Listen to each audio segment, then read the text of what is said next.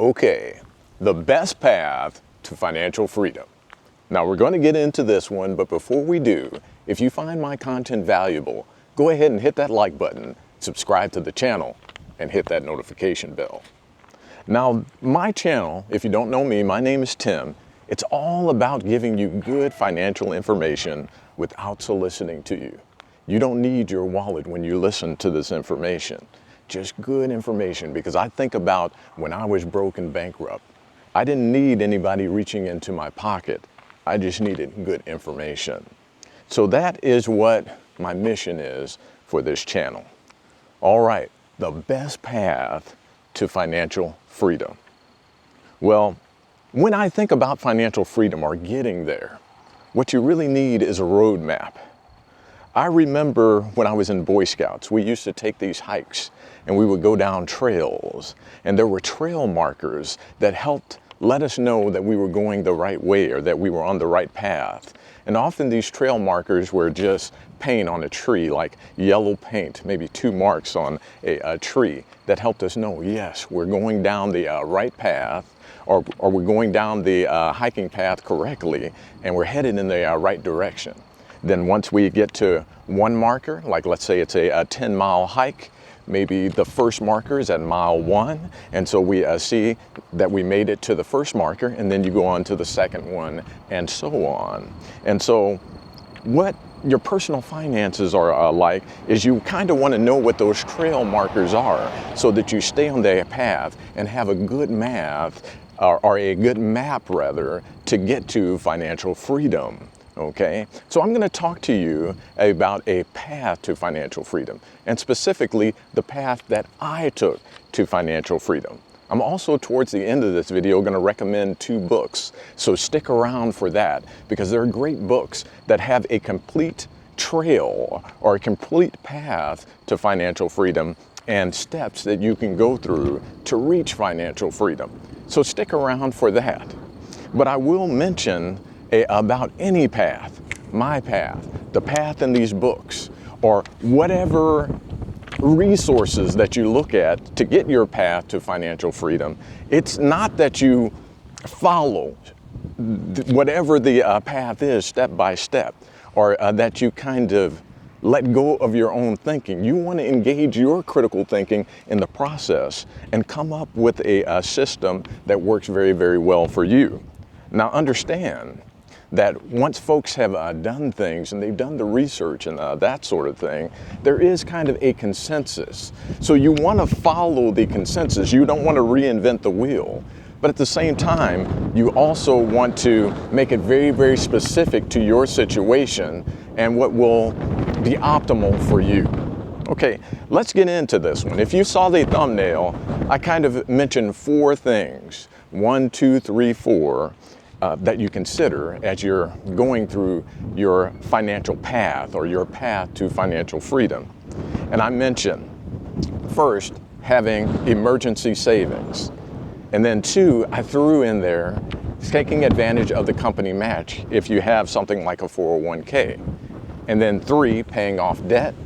And finally, actually building wealth by investing in assets. That's the simple of it. And really, it's just 3 things. Having that emergency savings, getting rid of debt, okay, consumer debt like credit cards and things like that, and then investing in assets. But I include the company match because the company match is so powerful, because it's often a 100% return on your money, okay? So even if you have debts like credit cards and things like that that are 20 to 25%, a 100% match on your money still beats that 25% interest that you're paying on the credit card. So I throw that company match in there because I believe that it is just so powerful, okay? But let's get into the nitty-gritty here, the specifics of the path, particularly my path, because I am not a financial advisor, okay? So I can't really give you specific financial advice for your situation. But what I can do is let you be a fly on the wall of my critical thinking and what I've gone through and how I conceptualize these things, which will hopefully ignite your critical thinking and get you to a very, very specific path for you. Now, let me go over some things as to why this is so important, that you not put your head in the sand right now. I think about the most recent news. Right now, we're in a situation with Iran. They're calling it a military action or things like that, but it certainly looks like a war to me, okay? And whenever you're in a situation, a military conflict or something like that, it often affects the economy. I look at specifically with this situation with Iran, where we have in the Strait of Hormuz where ships are not able to get through that are carrying oil, okay? And oil prices have been spiking lately. So we're seeing higher prices at the pump here in America. And that's just one thing from this war. I was watching a podcast. It's Chuck Todd. He used to be the moderator for Meet the Press. That was on Sundays. Anyway, he mentioned that the war right now, if you want to call it that, in Iran, has lately costed approximately $6 billion a week. $6 billion a week so far, okay? Now that may go up or down depending on how the conflict goes, but that is a lot of money per week for this war, for this conflict, okay? And when you have something like that, it's going to have effects on the overall economy in many different ways, okay? And many of those effects are going to mean that you're paying more, that your budget is being hit more, okay? And that's just one thing. There's tariffs. There's what's going on with immigration, okay? All sorts of things in the economy where decisions are being made by the current president and the administration that you have to deal with.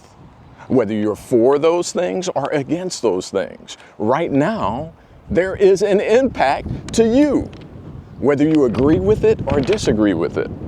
Another thing that I'll throw in here is that many of the folks on Capitol Hill, the politicians and the president, these are multimillionaires and billionaires in some instances. Billionaires. So what do you think? Do you think that they really can relate to where you are? What I'm talking about in many of these videos is getting to the point to where you've accumulated $1 million. When the folks there up on Capitol Hill often are multimillionaires, or in the case of the president, now a billionaire. It's hard for them to relate to gas going up a little bit and it really pinching your budget. They can't relate to that with millions.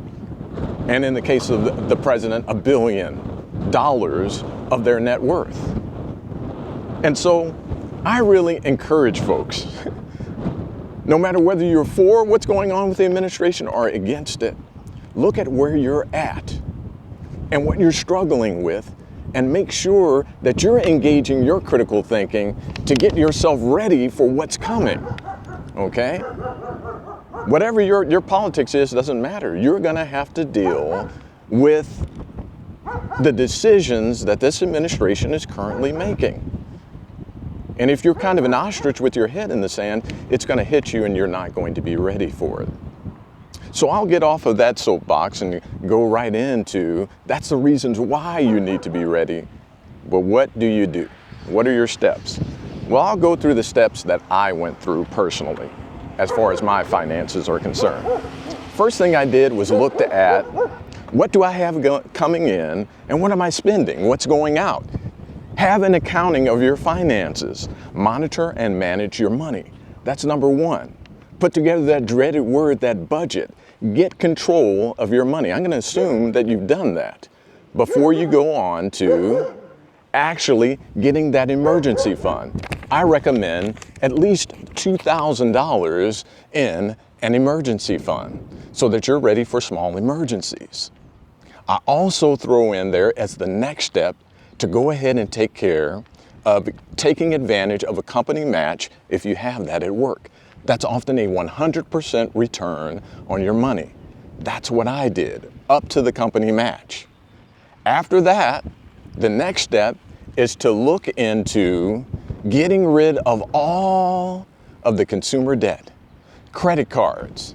If you have things like furniture payments where you went to one of these places, the rent-to-own kind of deal, or worse, a payday loan company, things like that. You want to get rid of all of that high interest debt that you may have. Car loans, if you can. And I'll talk a little bit further later, even your house payment, if you can get rid of that. In fact, my rule of that is somewhere between 45, maybe 55, and definitely before retirement. It's nice if in retirement you have no house payment. It makes a huge difference. But at least at this stage, you want to get rid of consumer debts. You want to get rid of things like credit cards, okay? Once you're done with that, you can then move on to actually having a 3 to 6 month emergency fund, okay? This larger emergency fund that's able to capture all of those bigger things that might come along, okay? Layoffs. There are so many layoffs in the news now. I think a lot about these delivery companies where there's been all sorts of layoffs with FedEx, UPS, different companies like that having layoffs. What if a layoff happens to you? I'm thinking layoffs in AI and things like that. And you think about it, with the current administration, everything that's going on, there's a lot of investment in AI. What is AI going to do in the future? What is it doing right now? It's eliminating jobs. It's taking over jobs where maybe a department that had 10 people has 1 person and then has AI assistants to assist that person. So jobs are being eliminated. What if that happens to you? You want to have that larger 3 to 6 month emergency fund. Some are even looking at a 1-year emergency fund, okay? And so you definitely want to do that. Then after that, you can start investing in assets, okay? I highly recommend index funds. I talked about the index funds of the total stock market fund and a total bond market fund in some combination depending on your particular risk tolerance. But what I recommend is after you've taken advantage of the 401k up to the match to go to a Roth IRA. That's what I did, okay? And then with a Roth IRA, go ahead and try to max that out. Now, once you have maxed out your Roth IRA, then you can go back to the 401k up to 25% of your gross income. That's precisely what I did, okay? So you, again, to kind of review as far as investing is concerned, go ahead and take advantage of a company match if you have it, and then move to a Roth IRA. Why a Roth IRA? Because a Roth IRA, once you pull it out, you are able to pull it out completely tax-free. And you need to do your research. There's certain income levels that if you're at that income level, it may be too high to actually invest in a Roth IRA. But for most of you listening to me, you definitely can take advantage of a Roth IRA, okay? So the 401k up to the match, then a Roth IRA, okay? And go back to the 401k. If it doesn't take you up to 25% of your income, go back to the 401k and then complete up to 25% of your income, okay? Some may say 20, I say 25, okay? So now, once you've gone back to the 401k and you're investing 25% of your income, then you can look at a brokerage account, okay? And you can open a brokerage account with any of the big brokerage houses, or now there's even apps. You can open it with something like Fidelity or Vanguard or Charles Schwab and go ahead and have a brokerage account. All a brokerage account is an account with after-tax dollars that you just open up, and I recommend an index fund, okay? Now, that's kind of the order that I go through things, with that aspirational goal of getting to 25% or more if you go ahead and open that brokerage account at the end to actually build wealth over time, okay? That gets you to the point to where you're actually able to get to what I call the opportunity and options phase of your financial life, okay? That's where you're able to do what you want because your assets pay for your lifestyle. I read a statistic that young people, it's a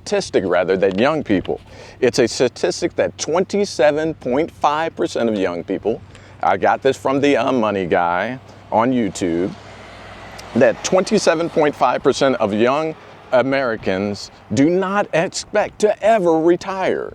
They do not expect to get to the point to where they actually have enough assets accumulated that their assets can pay for their lifestyle. That's sad. That's really sad because with the roadmap, like what I was talking about, going through those markers, like if you're hiking on a trail, getting to the first marker, the second marker, the third marker, and so on, until you're at the point to where your assets pay for your lifestyle. It's sad that a lot of young people don't think that they will ever get there, but they can if you actually do have a plan. I'm going to slow down here to show you the two books, okay? And again, whether you take my path or another path is fine, but you want to get information. This is the first book, The Total Money Makeover by Dave Ramsey. I think this is a really, really good one that kind of goes over basics and really helps you with things like getting out of debt. The second book that I would recommend is Millionaire Mission by Brian Preston. Now, Dave Ramsey that I showed you before has the 7 baby steps, but Millionaire Mission here has the financial order of operations. I'm trying to reset the face tracking there, but that one is the Millionaire Mission, okay? And Dave Ramsey, like I said, has the baby steps, and Millionaire Mission here has the financial order of operations. Now you want to take a look at those, and I really recommend books. And the reason that I recommend books so much is because it forces you to actually sit down and interact with something besides your phone, but besides social media and things like that. It unplugs you from that and gets your critical thinking engaged. So reading a book is a very, very good way to actually look at roadmaps, engage your critical thinking, and come up with a plan that is step by step for you. I hope that this one helps, okay?